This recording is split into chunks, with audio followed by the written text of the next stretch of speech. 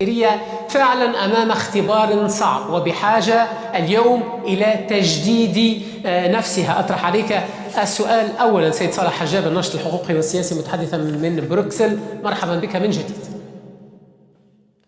نعم، يعني الأمور يعني واضحة أمام العيان عندما نشاهد ونتابع كل ما حدث. نشاهد يعني تحليلات كل الدول في العالم أجمع، نرى أن الكل يذهب، أو الأمر يعني واضح أمامنا أن هذا القرار لم يأتي في نفس توجه السلطة الجزائرية، والذي أكده هو المتحدث باسمها السيد بن جامع عندما لم يشارك حتى بالرفض وامتنع عن التصويت، وثم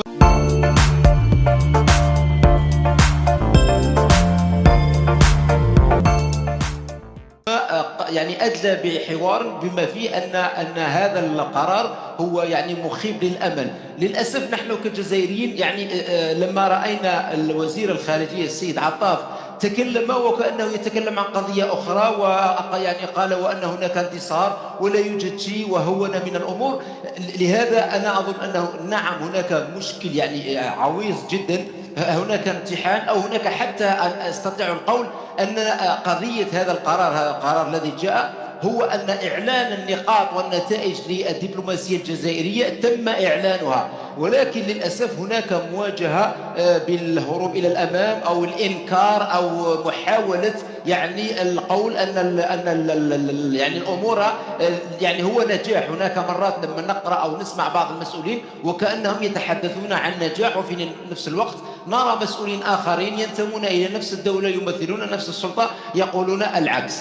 بمعنى هل السياسة الخارجية الآن بحاجة إلى إعادة ضبط أهدافها؟ هذا ما طرحته عليك كسؤال حتى تدافع بشكل أفضل عن مصالح الجزائر على الساحة الدولية. باختصار قبل أن نذهب إلى ضيفي دكتور علي محمد دربيش.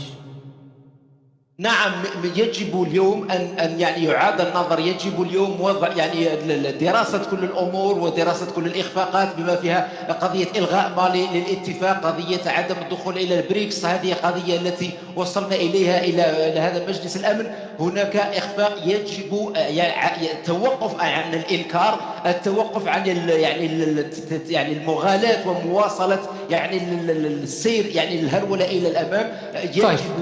يجب وهذا من تجديد جذري وليس حوارات فقط أو يعني حصص أو يعني كلام في الإعلام. طيب، الحاجة إلى تجديد جذري، وهنا أطرح سؤال على ضيفي من